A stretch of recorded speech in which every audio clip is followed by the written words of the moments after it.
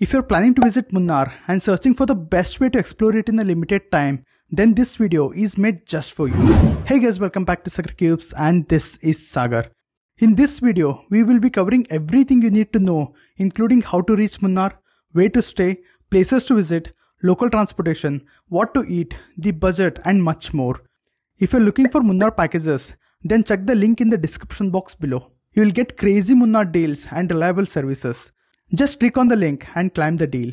Coming back to the topic, to keep this video simple and easy to understand, I have divided it into 10 sections, each covering detailed information that you need to know. Without further ado, let's jump into our list of 10 things to know before visiting Munnar.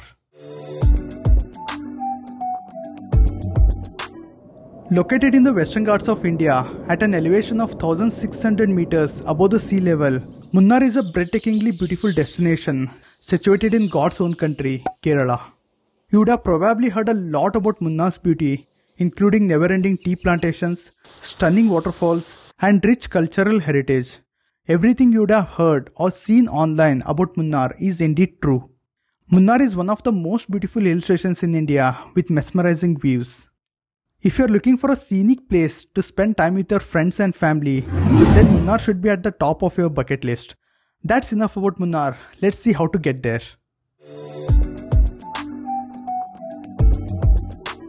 Reaching Munnar is pretty easy but time consuming. While Munnar is well connected by roads, there are no direct train or flight options. Therefore, you will need to first get to the nearest airport or railway station and then catch a bus or hire a cab to reach Munnar. If you are planning to drive yourself or planning to hire a cab for the entire journey, then it's the best and the easiest way to reach Munnar and travel around. The roads in Munnar are in good condition and you will enjoy the scenic journey. If you prefer to travel by bus, there are a few direct buses available from major cities in South India. If you cannot find a direct bus to Munnar, you can always take a direct bus to Kochi. From there, you will get plenty of buses to reach Munnar. As mentioned earlier, Munnar doesn't have a rail connectivity. The nearest railway station is Alwa railway station, located 120 kilometers from Munnar. Once you reach Alwa, you can either take a bus or hire a cab to reach Munnar. You will get plenty of buses right opposite to the railway station and they are very pocket friendly. Alternatively, you can also choose to hire a cab to reach Munnar. If you are traveling from Bangalore, note down the following train timings. If you are planning to reach Munnar by flight, then the nearest airport is Cochin International Airport, which is near Alwa that we talked previously. From here, you will get plenty of buses and cabs to reach Munnar. The drive from Kochi or Alwa to Munnar typically takes around 3 to 4 hours. If you are traveling in a private vehicle, you can visit couple of waterfalls en route. During summer, the waterfalls will be mostly dry, so you can skip them and drive straight to Munnar. However, during monsoon or post-monsoon, it is worth visiting waterfalls on the way.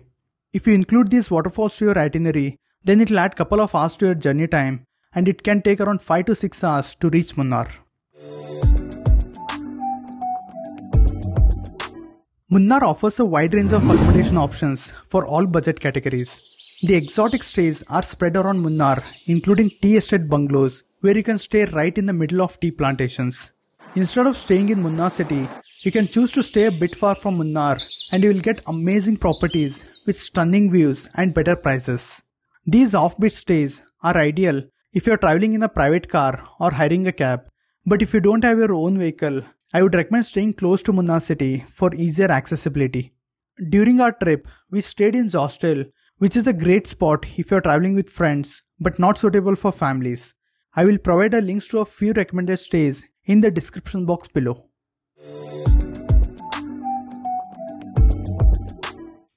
The local transportation in Munnar is a bit more complicated than you think. There are 4 possible transportation methods you can use here. The first option is to drive your own vehicle. Driving through the tea plantation is definitely going to be exciting, but make sure you got good driving skills as the roads can be tricky in few places, especially during monsoon season. If you're thinking about using public transport, then unfortunately, there are no reliable bus connectivity to sightseeing places in Munnar, so this option can be ruled out. The most convenient option for sightseeing in Munnar is to hire a cab or auto for the day. There are predefined routes for sightseeing and taxis generally take you on these routes. The cabs can cost anywhere between 2000 rupees to 3000 rupees per day depending on the route and the season. If you are planning to hire a cab, then it is better to hire it for the entire trip duration, including pickup and drop from airport or railway station. If you are looking to explore Munnar on a budget and want the freedom to move around on your own, then renting a self-drive vehicle is the best option. Unfortunately, self-drive cars are not available in Munnar, but you can rent a two-wheeler for about 600 rupees per day. While two-wheeler rentals are legal in Munnar, there are very few vendors who have the required license to provide the service. I will provide the contact details of the person from where we rented in the description box below. One downside of renting a two-wheeler is the uncertainty involved. The vendors do not have a system to take pre-bookings, so you need to try your luck by visiting the rental shop on the day of visit and inquiring. So make sure you call them multiple times before you arrive at Munnar. One way to avoid this uncertainty is to rent a two-wheeler or four-wheeler from Kochi and drive all the way to Munnar. Now that your transportation is sorted out, let's look at some of the best places to visit in Munnar.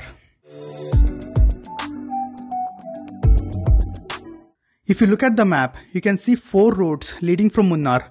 All the major tourist attractions are situated along these routes, and even the local tour operators follow these routes for day tours. It may take half a day to full day to cover each route, so depending on how many days you are spending in Munnar, you can select which route you want to explore. Let's take a closer look at one of the most popular routes in Mathupatti direction. Along this route, you can visit Photo Point, Mathupatti Dam for boating, Eco Point, Kundala Dam and Top Station. There are a few more places on this route such as Rose Garden, Elephant Park, Botanical Garden and Tea Factory, but they are not worth the visit, so it's better to skip them.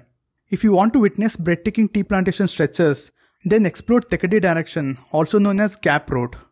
Along this route, you can visit Lockhart tea plantations. You can also take the tea plantation tour and visit the tea factory here. Further ahead, you can witness the stunning Parayakanal waterfalls. The last destination on this route is Anai Erangal Dam. It is definitely worth the visit as it is less crowded and offers boating and other recreational activities. Additionally, there is a government botanical garden on this route that is worth exploring as well. If you head towards Coimbatore direction, you can explore Namakkad waterfalls, Eravikulam National Park, Lakkam waterfalls, Sandalwood Forest and Chinnar Wildlife Sanctuary. There is a tea factory on this route as well, but it's not worth the money and time, so I suggest you to skip it. Cochin direction is the route that you would have probably taken to reach Munnar. On this route, you can visit Potamedu Viewpoint, Attukod waterfalls and Valara waterfalls. However, you can skip Blossom Heidel Park, Siesa Church and Spice Plantation tours on this route. There is another super interesting place on this route called Kalari Kshetra. Highly recommended if you want to witness Kerala's traditional arts like Kathakali and Kalari Payattu. You can also visit Atirapalli waterfalls, Chiapara waterfalls and Valara waterfalls while coming to Munnar in a cab. Apart from these popular tourist spots, you can also explore world's highest organic tea plantation called Kolakumalai. The sunrise tour to Kolakumalai is a must. If you are interested in trekking, then you can also trek to Chakramodi Peak, Annamudi Peak and Misapuli Mala Peak. I'll be covering all these places in detail in my next video, so make sure to subscribe to this channel not to miss that. Now that we have seen places to visit in Munnar, let's talk about the best time to visit Munnar.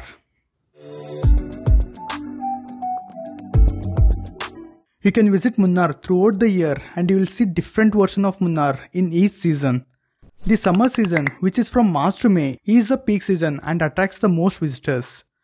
The weather would be cool and pleasant during this time, making it perfect for outdoor activities like sightseeing and trekking.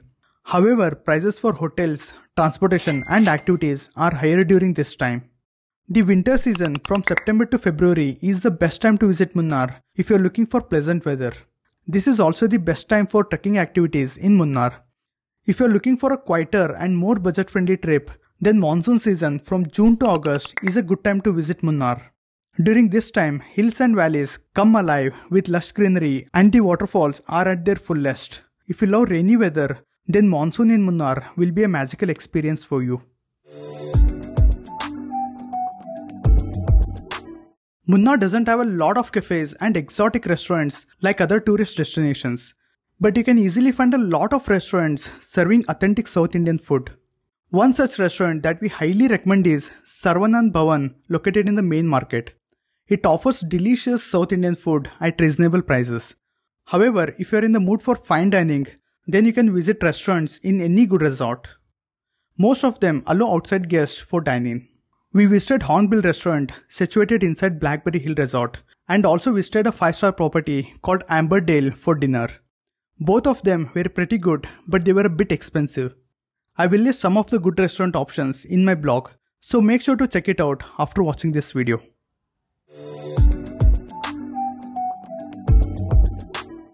Munnar is one of the major producers of tea and spices, so you can buy high quality cardamom, cinnamon and pepper which are grown locally here. For tea lovers, you can buy various types of tea here at reasonable prices. Kerala is famous for its banana chips, so that's a must buy when you are here. Apart from these items, you can also buy chocolates, aromatic oils and honey to take back as souvenirs. Explore the local market and shops to get the best quality product at reasonable prices.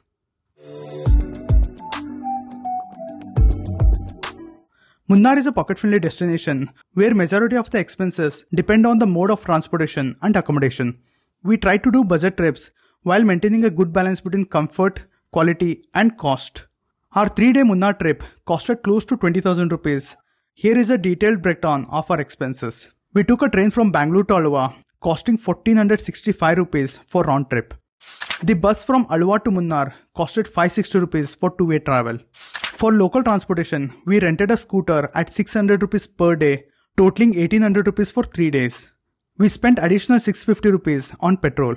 We stayed in a private room at hostel for 2 nights at 6029 rupees. Food expenses including all meals for 3 days totaled around 3500 rupees. The entry fees and boating costed 1400 rupees. The Kolokumali sunrise tour costed 2000 rupees. Shopping and other miscellaneous expenses were 1744 rupees. So in total, we spent 19,148 rupees for 2 people for 3 days Munnar trip. However, if you choose to hire a cab, the cost will be a bit higher. Check the link in the description for best Munnar deal with an excellent stay and transportation included. Now let's look at some of the frequently asked questions about Munnar. What is the language spoken in Munnar? Malayalam is the primary language spoken here in Munnar, but you will find a lot of locals also speak Tamil, a little bit of English and Hindi. So communication isn't going to be a problem in Munnar. The next question is, how many days are required to explore Munnar? I would say 3 days would be ideal time to explore most of Munnar, but if you want to cover all the places in Munnar, especially including trekking spots and waterfalls, then you need at least 4 to 5 days. This is a very popular question. Is Munnar too much crowded? While it's true that you'll find a lot of tourists in Munnar, especially in peak season, finding an offbeat place shouldn't be a problem either. Can you share me the itinerary for Munnar? The itinerary and places in detail will be covered in my next video. Once posted, I'll drop a link to that video in the description box below. That was everything you needed to know before visiting Munnar. Hit on the like button if this video was helpful for you. Let me know if you have any question regarding Munnar trip in the comment section below. Do check out the link in the description box below for Munnar deal. You can watch the detailed video about the places to visit in Munnar and the itinerary by clicking on this video shown on the screen. See you in my next video. Until then, keep traveling.